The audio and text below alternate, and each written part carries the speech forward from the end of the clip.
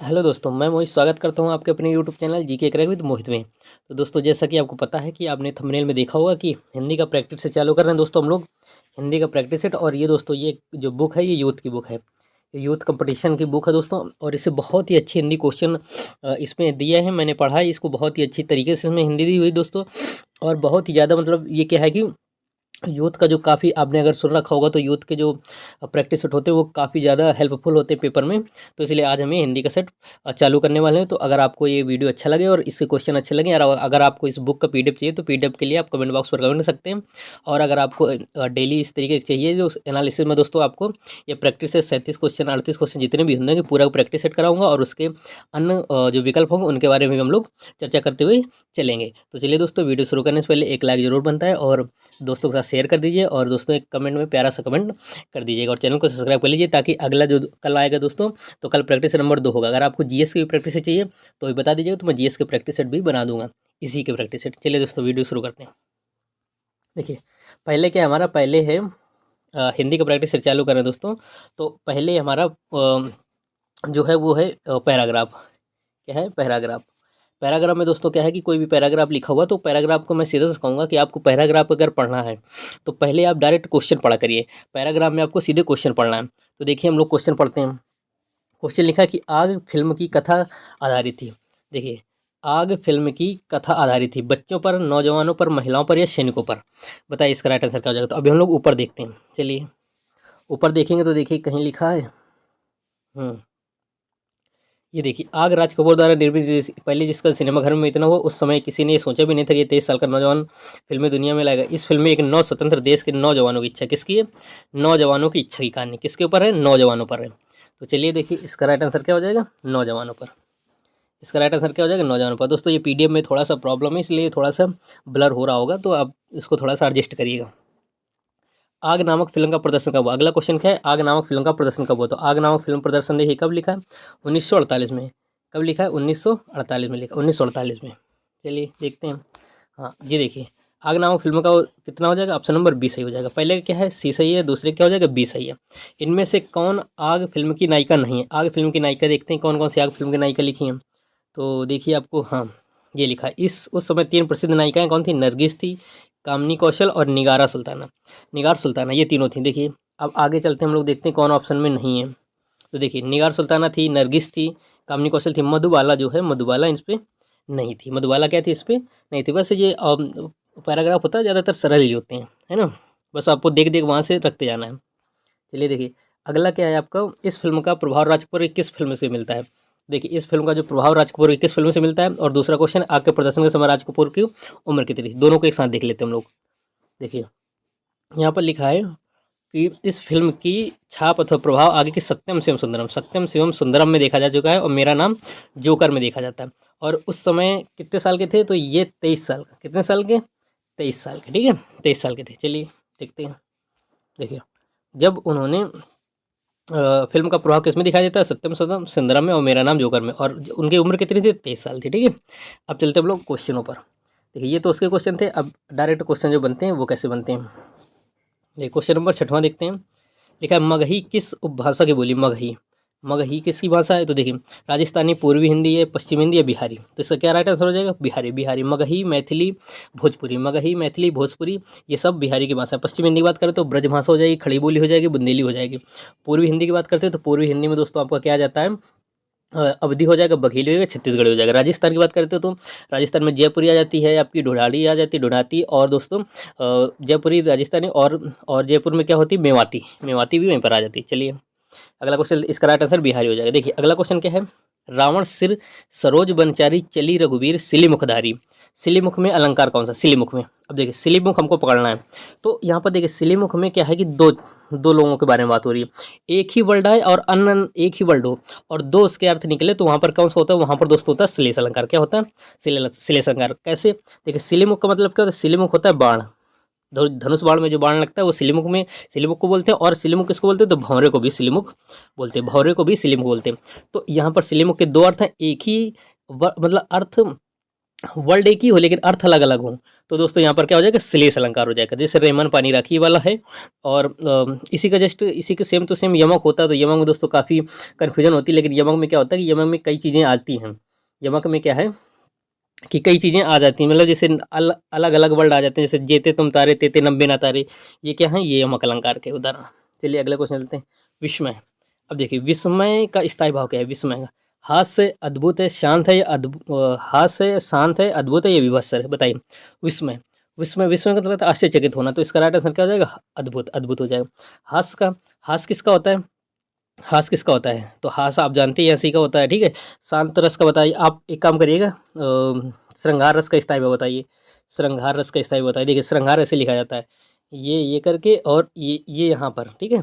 तो आप क्या है कि कभी कभी यहाँ पर ऐसे लिखा होता है तो गलती होती है ना। तो आप श्रृंगार रस का स्थायी भाव कमेंट बॉक्स पर कमेंट करिए। अब देखिए लिखा है, गुरु गोविंद दो खड़े काके लागो पाए, बलिहारी गुरु आपने गोविंद बताया। उक्त पद्यांश के रचयिता कौन है, यानी कि उक्त पद्यांश के रचयिता कौन है, किसने ये पंक्ति लिखी हुई है, गुरु गोविंद। तो देखिए इसमें सीधा सा दिखाई रहा है गोविंद, यानी कृष्ण जी के, कृष्ण जी। आपको सब तरीके से रिलेट कर करके क्वेश्चन बनाने कृष्ण जी के बारे में। अब कृष्ण जी के बारे में केवल इन चारों में से एक ही चीज़ लिखते थे बहुत सारा कृष्ण जी के बारे में, कबीरदास जी। कौन, कबीरदास। तो क्या हो जाएगा इनका राइट आंसर, कबीरदास हो जाएगा, है ना। चौपाई, अब देखिए चौपाई छंद में कितनी मात्रा होती है, बताइए चौपाई छंद में कितनी मात्रा होती है, 11, 12, 16 या 18। देखिए दोहा में कितनी मात्रा होती हैं, दोहा में और सोरठा में, दोहा में और सोरठा में। तो दोहा में दोस्तों होती है 11, 13, 11, 13, 11, 13, और इसमें कितनी होती है 13। वो दोहा में 13, 11 होती है, और इसमें 11, 13 होती है। सोरठा में और दोहा में उल्टा होती है। चौपाई की बात करते हैं तो चौपाई में 16 होती है, चौपाई में कितनी होती है 16 होती है। बरवे में कितनी होती है, तो 12 और 7 बरवे में होती है, ठीक है। चलिए अगला क्वेश्चन लेते हैं, 11वां नंबर। 11वां नंबर हम लोग देखते हैं, ये देखिए 11वां नंबर, यदि ए ऐ ओ औ के बाद अय आय अव या आव हो जाता है तो ये संधि कौन सी संधि कहलाती है। तो देखिए जैसे मान लीजिए पवन है, तो पवन को हम लोग क्या बनाएंगे, पाव धन अन, अन है ना, अन। तो इसमें लास्ट में क्या निकला, अन। अब देखिए पाव अव, तो ये सब क्या है, ये सब दोस्तों जड़ संधि का उदाहरण है, किस नहीं आयादी संधि का उदाहरण, सॉरी दोस्तों ये किसके उदाहरण है, अयादी संधि के। ये किसके हैं, ये अयादी संधि के। जड़ संधि का कोई आगे क्वेश्चन आता है तो मैं बताता हूँ, ठीक है।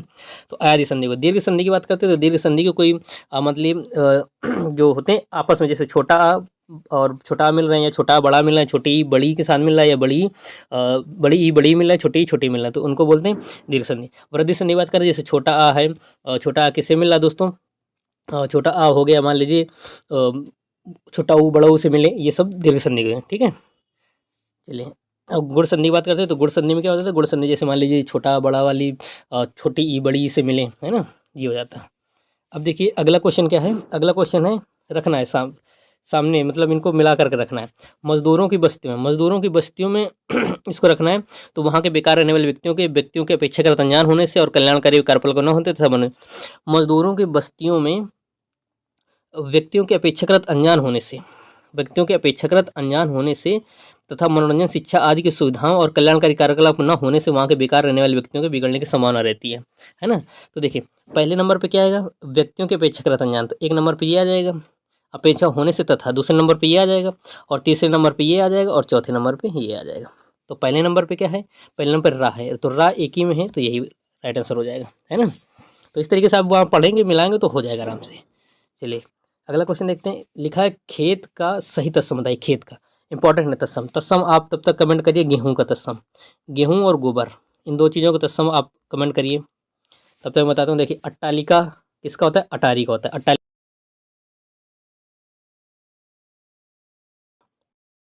किसका होता है, अटारी का होता है। अट्टालिका दोस्तों किसका होता है, अटारी का होता है। आपको बताना है खेत का सही तत्सम, खलिहान क्षेत्र या क्षेत्र, तो ये वाला क्षेत्र लगाइएगा, क्षेत्र होता है लेकिन ये वाला क्षेत्र होता है, ये वाला नहीं होता है, ठीक है।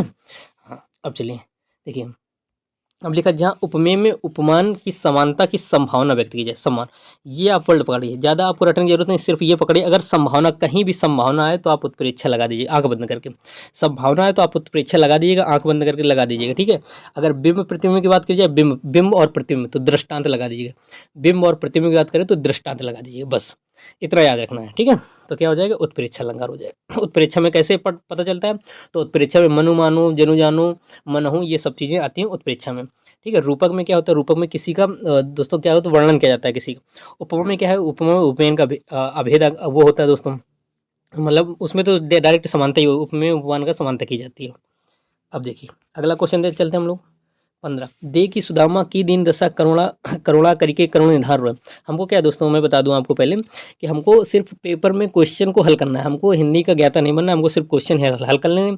अगर आपका आंसर राइट आ रहा है तो ठीक है, किसी भी तरीके से है, ऐसा कोई जरूरी नहीं कि आपको बिल्कुल सब चीज़ों के तरीके से चलना है, बिल्कुल आपको हिंदी का बिल्कुल ज्ञाता बन जाना है कि नहीं इसमें कौन सा लगेगा ये नहीं। आपको सिर्फ रट लेना है, कोई चीज़ जो नहीं आती वो रट लेनी है, वहाँ क्वेश्चन बन जाएगा, आंसर आ जाए, बस वही बहुत है ना। देखिए सुदामा की दशा करुणा करके निधान हुआ। तो यहाँ पर देखिए हमको पता है रोय लिखा है, करुणा लिखा है, तो ये सब किसके श्रृंगार वियोग ही हो सकता है, क्योंकि ये यहाँ पर वियोग श्रृंगार आ जाएगा। ठीक है, यहाँ पर क्या हो जाएगा, वियोग श्रृंगार आ जाएगा। चलिए अब देखिए लिखा है आजन्म, शब्द में कौन सा है आजन्म, तो इसका तोड़ेंगे तो क्या बनेगा, आ प्लस का जन्म। तो आ आगे लगा है, आ आगे लगा है तो आगे कोई भी लगा तो अव्ययीभाव होता है, कोई भी अवयव जुड़ा होता है तो अव्ययीभाव होता है। जैसे यथाशक्ति हो गया, प्रतिदिन हो गया, ये सब में अब ये लगा था। जैसे द्वंद्व की बात करते हैं तो द्वंद्व में कौन सा होता है, तो दो चीज़ें जिसका दोनों का मतलब जिसके बीच में ये वाला निशान आता है, जैसे माता पिता हो गया, माता पिता हो गया, दिन रात हो गया। ठीक है, कर्मधारय का मतलब क्या होता है, कर्मधारय में जिसमें हैजो का वर्ड आता है, हैजो जब तोड़ा जाएगा तो हैजो हो जाएगा। बहुब्रीहि समास में किसी का पर्यायवाची मान लीजिए, ज़्यादातर बहुब्रीहि समास में किसी दूसरे के बारे में व्यक्त करता है। जैसे वीणा पाणी, तो वीणा को धारण करने वाली, जैसे मान लीजिए सरस्वती जी को बोल रहा है, शूलपाणी शंकर जी को बोल रहा है, चक्रपाणी विष्णु जी को बोल रहा है, तो ये सब बहुब्रीहि समास में आते हैं। ठीक है, चलिए अगले क्वेश्चन मिलते हैं। वीडियो अच्छा लगे हो तो लाइक और सब्सक्राइब जरूर कर दें। तल्लीन शब्द में सही उपसर्ग क्या हो जाएगा, तल्लीन, तल्लीन का क्या हो जाएगा दोस्तों, तल धनलीन, तत धनलीन और तत धनलीन या तत धनलीन। तो देखिए तत धनलीन होता है, लेकिन ये वाला होता है, कौन सा, ये वाला नहीं होता है, क्योंकि यहाँ पर ये है व्यंजन संधि। क्या है, यहाँ पर है ये व्यंजन संधि। अब देखिए इस ता में, जो इस वाले ता में, इस ता में छोटा आ जुड़ा होता है, तो यहाँ पर छोटा आ अगर जुड़ रहा है किसी से और यहाँ बड़ी से जुड़ रहा है तो फिर वहाँ व्यंजन संधि नहीं बनेगी, यहाँ पर व्यंजन बननी चाहिए, क्योंकि देखिए व्यंजन संधि का उदाहरण है तो व्यंजन बनना चाहिए। अब ये इस वाले ता में स्वर होता ही नहीं है, इस वाले ता में स्वर होता ही नहीं है। ठीक है, तो इसके लिए क्या है कि ये व्यंजन संधि हो जाएगी, तो तल्लीन शब्द का तत् धन लीन हो जाएगा। ठीक है, ये हो जाएगा। चलिए देखते हैं हंस पत्रिका संपादन कौन है, बताइए हंस पत्रिका संपादक कौन है। देखिए धर्मवीर भारती की पत्रिका का नाम क्या था, बताइए। अज्ञे जी की, निराला जी की। अगर आपको पत्रिकाएं नहीं आती है, अगर आपको पत्रिकाएं नहीं आती, अज्ञे की दिनमान है, अगर आपको पत्रिकाएं नहीं आती तो पत्रिकाओं का एक सेपरेट वीडियो मैंने बना दिया है, वहाँ से जाकर देख लीजिए। आप पत्रिकाओं से उससे बाहर कोई क्वेश्चन ही नहीं जाएगा। ठीक है, हंस की क्या हो जाएगी, प्रेमचंद। हंस पत्रिका संपादक कौन है, प्रेमचंद, प्रेम माधुरी और ये सब उनकी है। ठीक है, ये हो जाएगा। ठीक है, चलिए अगले क्वेश्चन मिलते हैं। अगला क्वेश्चन है गोद में लड़का शहर भर में ढूंढ रहा है, यानी कि कोई चीज़ आपके पास है फिर भी आप दूसरी जगह ढूंढ रहे हैं। ठीक है ना, गोद में लड़का है और आप शहर भर में ढूंढ रहे हैं, तो छोटे शिशु को तलाशना बिल्कुल नहीं, अत्यधिक शरारती होना बिल्कुल नहीं, पास में वस्तु रखे हुए चारों ओर खोजना है, ये बिल्कुल सही है। पास में आपकी वस्तु है फिर भी आप इधर उधर खोज रहे हैं। ठीक है, इसका राइट आंसर क्या हो जाएगा, ये हो जाएगा। मुहावरा आप पढ़ लीजिएगा बहुत अच्छे से, अगर आपको मुहावरे का वीडियो चाहिए तो आप बता दीजिएगा, तो मैं मुहावरे का भी एक इंपॉर्टेंट मुहावरों का एक वीडियो बना दूंगा। चलिए अब देखिए लिखा है सही अलंकार बताइए। पानी विच मीन प्यासी मोहि सुन सुन आवे हंसी, यानी कि यहाँ पर देखिए इसमें क्या होता है, ये तो है, देखिए बता दूं विशेषोक्ति है। ये क्या है, विशेषोक्ति है। विशेषोक्ति में क्या होता है दोस्तों, विशेषोक्ति में होता है कि जब कारण हो और फिर भी कारण ना हो, कारण हो फिर भी कारण हो। अरे पानी बीच मीन प्यासी, मीन का मतलब मछली। अब मछली पानी में है लेकिन फिर भी वो प्यासी है, तो ये तो कारण ये ना, कि कारण मतलब पानी होने के बावजूद भी प्यासी, कारण है लेकिन काम नहीं हो रहा है। अतिशयोक्ति में क्या है, अतिशयोक्ति में कोई चीज़ को बढ़ा चढ़ा के बोलना होता है। अतिशयोक्ति में क्या होता है, कोई चीज़ को बढ़ा चढ़ा के बोलना होता है। जैसे हनुमान जी की पूंछ में लगन न पाई आग, सारी लंका जल गई, गए निशाचर भाग। ठीक है, तो ये क्या है, ये अतिशयोक्ति, ये बढ़ा चढ़ा के बोला गया। जैसे राणा जी का था कि राणा की पुतली ना फिर पाई और राणा घोड़ा था उस पार। ठीक है, राणा ने सोचा इस पार और चेतक था उस पार, ये कहा जाता है अतिशयोक्ति में, है ना। अब उपमा में क्या है, उपमा में जैसे दोस्तों एक इंपॉर्टेंट है कि पीपर पास सरिस मंडोला, ये उपमा का उदाहरण है। चलिए अगले क्वेश्चन मिलते हैं। अगला क्वेश्चन है आपका त्रुटि बात बताइए, किसमें त्रुटि है। महामहिम राष्ट्रपति हमारे संस्थान में स्वर्ण जयंती समारोह का उद्घाटन करेगा। देखिए ये सही, ये सही, लेकिन महामहिम राष्ट्रपति जो उनको थोड़ी इज्जत देना, तो यहाँ करेगा नहीं, करेंगे होना चाहिए। क्या होना चाहिए, करेंगे। तो इसमें दोस्तों क्या हो जाएगा आपका गलत हो जाएगा। ठीक है, चलिए देखिए 22वां क्या लिखा है, 22वां लिखा है आपका कौन सा लुटेरा शब्द में प्रयुक्त प्रत्यय है, बताइए।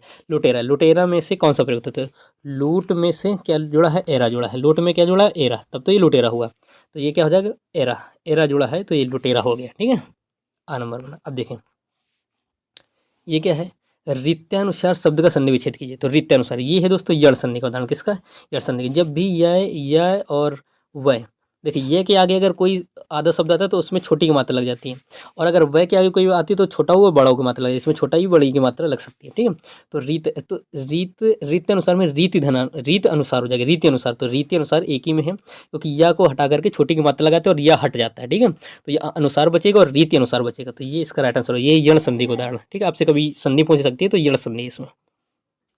देखिए अगला क्वेश्चन क्या है, निम्नलिखित शब्दों में से हनुमान का पर्यायवाची शब्द नहीं। हनुमान, राम भक्त, बजरंगबली, पवन सुत, कपीश्वर, ये तीनों है। राम भक्त कोई वो नहीं है दोस्तों। राम भक्त आप भी हो सकते हैं, हम भी हो सकते हैं, अन्य लोग भी राम भक्त हो सकते हैं, लेकिन पवन सुत, कपीश्वर, बजरंगबली ये उनके नाम है, अन्य नाम है, लेकिन राम भक्त उनका नाम नहीं। वो राम भक्त थे, ठीक है ना, वो राम भक्त थे। वो राम भक्त कोई भी व्यक्ति हो सकता है।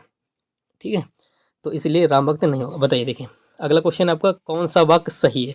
बैल और बकरी घास चरती हैं, बैल और बकरी घास चरते हैं, बैल और बकरी घास चरता है, बैल और बकरी घास चरती है। तो देखिए जब भी इसमें दो चीज़ों के बारे में बात की जाती है, अकेले अकेले होता है, तो वहाँ पर अधिकतर लास्ट में पुल्लिंग लगाया जाता है। क्या होता है, पुल्लिंग।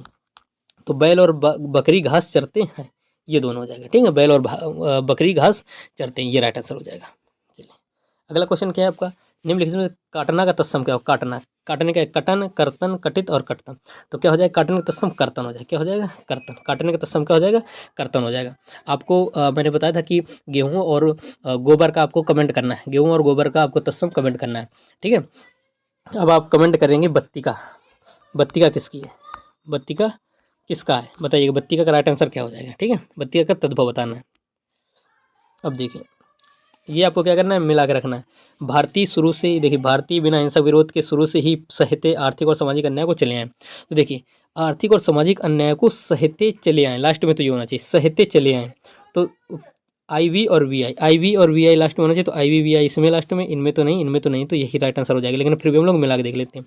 तो देखिए भारतीय क्या हो जाएगा, शुरू से ही, क्या हो जाएगा, शुरू से ही।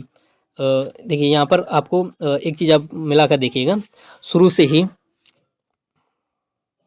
एक सेकंड रुकिए, हम लोग मिलाते हैं एक एक करके। ठीक है ना, भारतीय शुरू से ही बिना हिंसक विरोध के आर्थिक और सामाजिक अन्याय को सहते चले हैं, ऐसा हो सकता है। भारतीय शुरू से ही, भारतीय शुरू से ही। ठीक है ना, तो भारतीय तो देखिए कहीं एक नंबर पे है ही नहीं है, तो एक नंबर पे आप उसको छोड़िए, तीसरे नंबर से चलते, शुरू से ही, शुरू से ही आर्थिक और सामाजिक अन्याय को बिना हिंसक विरोध के भारतीय सहते हुए चलें। ऐसा भी नहीं बनेगा, तो कोई किससे, बिना हिंसक विरोध के, यहाँ से आप बना लीजिए, बिना हिंसक विरोध के, बिना हिंसक विरोध के भारतीय, बिना हिंसक विरोध के दूसरा क्या हो जाएगा, शुरू से ही, शुरू से ही, यहाँ पर आप ये देख लीजिएगा, शुरू से ही बिना हिंसक विरोध के भारतीय चले आए, तो ये आपका राइट आंसर हो जाएगा। ठीक है ना, चलिए अगले क्वेश्चन मिलते हैं। अगला क्वेश्चन आपका, अवधि शिला का उर्पग था गरु भार, तिल तिल काट रही थी द्रग जलधार। बताइए क्या है, अवधि शिला का उर्पग था गरु भार, तिल तिल काट रही थी द्रग जलधार, ये किसका उदाहरण है। तो देखिए ये है, मतलब छंद है, तो छंद में आपको गिनने पड़ेंगे। तो यहाँ से ये, यहाँ से अलग है, तो गिनिए। देखिए छोटा, जो भी छोटी मात्रा होती है इसमें एक होता है, तो देखिए 1 2 3, और इधर 4 5 और 6, बड़ी मात्रा में 2 3 6 7 8 9 10 11 12, 12 इधर हो गए, और 1 2 3 4 और 5 6 7, तो यानी कि 12 और 7 का बना। तो 12 और 7, 12 7 किसका होता है, 12 7 बरवे का होता है। दोहा क्या होता है, 13 11 होता है। दोहा क्या होता है, 13 11, सोठा 11 13 उल्टा होता है, सोठा 11 13 उल्टा होता है। गीतिका में क्या होता है, गीतिका का आप कमेंट करके बताइए, बहुत ही सरल है गीतिका का। ठीक है, चलिए अगला क्वेश्चन चलते हैं। परुष शब्द का विलोम क्या होता है, परुष, परुष, परुष का मतलब होता है कोई चीज़ बहुत ही कठोर है, बहुत मतलब कि टाइट है, ज़्यादा सख्त है, तो इसका परुष का क्या हो जाता है, कोमल हो जाता है। परुष का विलोम क्या हो जाएगा, कोमल हो जाएगा। नीचे लिखा है जिसका जन्म पहले हुआ, जिसका जन्म पहले हुआ, तो जो पहले जन्म हुआ है तो बड़े भाई को क्या बोलते हैं, अग्रज बोलते हैं। बड़ा भाई तो पहले जन्म लेता है, अग्रज, छोटा भाई अनुज बोलते हैं। ठीक है ना, अब देखिए 31 में क्या करना है, 31 में आपको अलंकार बताना है। अलंकार, अलंकार आप अच्छे से पढ़ के जाइएगा। लिखा चिरजीवी जोरे जुरे क्यों ना स्नेह गंभीर, को घटिके बरस भानुजा वे हलधर के वीर। तो मैंने आपको बताया था कि एक वर्ड के दो अर्थ निकले तो वहाँ पर क्या होता है, श्लेष होता है, तो ये भी श्लेष अलंकार है। कैसे निकल, देखिए बरस भानुजा और हलधर दो अलग अलग, तो दे भी दी थी, बहुत आसान है। बरस भानुजा, बरस का मतलब बैल, भानुजा मतलब है यानी कि बैल की बहन, गाय को बोल दिया गया। ठीक है, वहीं पर अगर हम लोग बात करें ब्रस भानुजा को राधा भी कहते हैं, राधा को ब्रस भानुजा कहते हैं, और गाय की बहन को वीर, तो यहाँ पर दो अर्थ निकल रहे हैं। हलदर की बात करें तो हलदर किसान को बोलते हैं, और हलदर जो कृष्ण जी थे, कृष्ण जी के बड़े भाई बलराम को भी हलदर बोलते हैं, तो यहाँ पर क्या हो जाएगा, श्लेष अलंकार हो जाएगा। ठीक है, यमक की बात करते हैं तो यमक आपको बता ही दिया था। यमक किसी का जस्ट मतलब क्या होता है, यमक में कई सारी चीज़ें आ जाती हैं। मतलब बार बार जैसे तुम तारे तेते नम में ना तारे, तो यहाँ तारे तारे 2 बार आ चुके हैं, है ना। 3 बेर खाती थी वो 3 बेर खाती है। सारंग ले सारंग चली, जो सारंग की वो ये हो गया। ब्याज स्थिति में क्या होता है, ब्याज स्थिति में एक बहुत इंपॉर्टेंट इसका है, मैं बता दूं आपको, रट लीजिएगा। ब्याज स्थिति में सीधा से ये है कि गंगा क्यों टेढ़ी चलती हो, दुष्टों को सही शिव कर देती हो। गंगा तुम क्यों टेढ़ी चलती हो, दुष्टों को शिव कर देती हो। ये ब्याज स्तुति का उदाहरण है, बहुत ही इंपॉर्टेंट उदाहरण है। ठीक है, अगले क्वेश्चन बदलते हैं। अगला क्वेश्चन देखिए क्या लिखा कि मेरे घर से आपका घर 5 किलोमीटर दूर है। यानी कि अपने घर से एक घर इधर है, एक घर इधर है, तो मेरे घर से आपका घर 5 किलोमीटर दूर है। यानी कि ये अलगाव बता रहा है। ये क्या कर रहा है, अलगाव बता रहा है। तो अलगाव के लिए एक ही चीज़ इंपॉर्टेंट होती है, यानी कि एक ही चीज़ होता है अलगाव के लिए। क्या होता है अलगाव के लिए, होता है अलगाव के लिए, देखिए अलगाव के लिए आपका होता है अपादान कारक। तो कर्ता ने कर्म को, यहाँ आपको पता होगा कर्म को करण से के द्वारा ये आप इसमें करण में आता है। संबंध में काकी के रारी रे नारी नानी ने, ये होता है अपादान। कोई दूर होता है, जैसे मान लीजिए पेड़ से पत्ते गिरते हैं, ये भी अलगाव का। छत से कोई गिरता है, ये भी अलगाव का हो जाएगा। एक अलगाव का और होता है कि अ, उनसे तो आप ही अच्छे हैं, उनसे तो आप ही अच्छे हैं, ये भी अलगाव के उदाहरण होते हैं। ठीक है, अब देखिए अगला क्वेश्चन क्या है, वाचस्पति किस समास का समास पद है। वाचस्पति, तो वाचस्पति किसका है, तो वाचस्पति हो जाएगा अलुक तत्पुरुष का। अलुक तत्पुरुष में और कौन सा, जैसे युधिष्ठिर हो जाता है, युधिष्ठिर भी अलुक तत्पुरुष का उदाहरण होता है। ठीक है, तो आप रट लीजिएगा वाचस्पति क्या होता है, अलुक तत्व। अगर नहीं आता तो आप अब इस समय आप रट ही लीजिए, क्योंकि अब उतना समय आपके पास नहीं है कि आप काफ़ी मतलब वो करें कि आपको फिर डिटेल से पढ़ें, तो ऐसा समय नहीं है आपके पास। ठीक है ना, चलिए अगले क्वेश्चन पे चलते हैं। अगला क्वेश्चन देखिए क्या है, अगला क्वेश्चन है कौन सा शब्द पुल्लिंग है। पुल्लिंग स्त्रीलिंग बहुत आसान होता है पहचानना। पुल्लिंग स्त्रीलिंग में अच्छा अच्छी लगा सकते हैं आप। देखिए आय के साथ लगाएंगे तो अच्छा आय तो होगा नहीं, तो स्त्रीलिंग हो जाए। अच्छी आय तो स्त्रीलिंग हो जाए। अच्छी व्यय नहीं कर सकते, अच्छी लहर अच्छी नहर, तो अच्छा व्यय यानी कि अच्छा। आपका खर्च कितना है, आपका ये है ना पुल्लिंग। आपका, आपकी, आपकी आय, अच्छी नहर, अच्छी लहर, ये तो सब अच्छे अच्छे आ रहे, तो यानी स्त्रीलिंग हो जाएंगे। ठीक है ना, चलिए अब देखिए यहाँ पर लिखा है निम्नलिखित शब्दों में से एक वचन हो। एक वचन, तो पहले मैं आपको बता दूं, अगर आपको ना पता हो तो प्राण और ओठ और दर्शन ये सब बहुवचन होते हैं। ठीक है ना, अगर आपको नहीं पता तो कोई दिक्कत नहीं, रटने पड़ते। तेल की बात करते हैं। देखिए अगर आपको ये भी नहीं भी पता था तो भी आपको एक चीज़ याद होनी चाहिए कि द्रववाचक संज्ञा हमेशा एक वचन पे होती है। द्रववाचक संज्ञा जो है वो हमेशा एक वचन पे होती है। तो तेल एक वचन पे, जैसे सोना चांदी जितनी धातुएं होती है सब द्रववाचक संज्ञा में आती हैं। ठीक है, ये हो जाएगा। अब देखिए ये क्या है, विद्याधन अभ्यास, विद्याधन अभ्यास, तो विद्याधन अभ्यास हो जाएगा, इसका राइट आंसर क्या हो जाएगा, विद्याभ्यास। ये क्या है आपका, संधि विच्छेद करना, विद्याधन आभास। ठीक है, संधि विच्छेद करना। अगला क्वेश्चन चलते हैं। अगला क्वेश्चन है जय पराजय में कौन सा बस है। देखिए जय पराजय मैंने बताया था आपको दोस्तों, जय पराजय में क्या है, जैसे माता पिता दिन रात, तो ये सब क्या है कि ये सब होते हैं द्वंद्व समास। ये सब क्या होते हैं, द्वंद्व समास, यानी कि इन दोनों का भी दोनों पद प्रदान होते हैं, दोनों का अपने अपने अर्थ होते हैं। ठीक है, द्विगु में क्या है, द्विगु में होता है कोई संख्यावाची शब्द, जैसे तिरंगा हो जाता है, तिरंगा तो 3 रंग का होता है, जैसे चतुष्कोण हो गया। ठीक है ना, पंचवटी हो गया, ये हो गया। बहुवीरी समास मैंने आपको बताया था। अव्यय समास में जैसे कोई भी अव्यय लगा, जैसे यथासंभव, प्रतिदिन, ठीक है, हर एक, ये सब क्या है अव्ययी समास। बहुवीरी में क्या होता है, बहुवीरी में जैसे वीणा पाणी हो गया, शूल पाणी हो गया, और आपका जैसे कमल नयन हो गया, ये सब चीज़ें क्या है बहुवीरी समास में आती हैं। शुद्ध वर्तनी बताइए, शुद्ध वर्तनी निम्न में से शुद्ध वर्तनी वाला उदाहरण बताइए। शुद्ध वर्तनी, इनमें से शुद्ध वर्तनी वाला शब्द कौन सा है, इनमें से शुद्ध वर्तनी वाला अन्वेषण, अन्वेषण, अन्वेषण था, अन्वेषण, ये होता है। राइट आंसर क्या है, ये होता है। ठीक है, आपको अंताक्षरी जो आप सुनते हैं ना, अंताक्षरी और बारात, इन दोनों का आपको सही वर्तनी लिख के दिखानी। अंत्याक्षरी और बारात दोनों को सही बिल्कुल लिख करके आप कमेंट बॉक्स में कमेंट करिए। ठीक है, तो ये आपके 38 क्वेश्चन थे।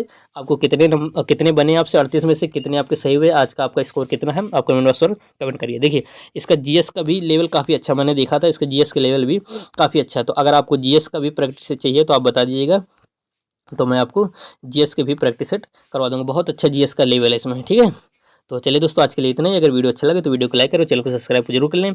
अगर अगला डेली में अगर आप चाहें कि डेली आपको पर डे एक प्रैक्टिस सेट आपको हिंदी का हो जाए, जब तक आपका पेपर नहीं होता, तो आप कमेंट बॉक्स पर कमेंट कर दीजिएगा, तो मैं आपको डेली कराता रहूँगा। ठीक है दोस्तों, चलिए जय हिंद जय भारत, पढ़ते रहिए, मस्त रहिए।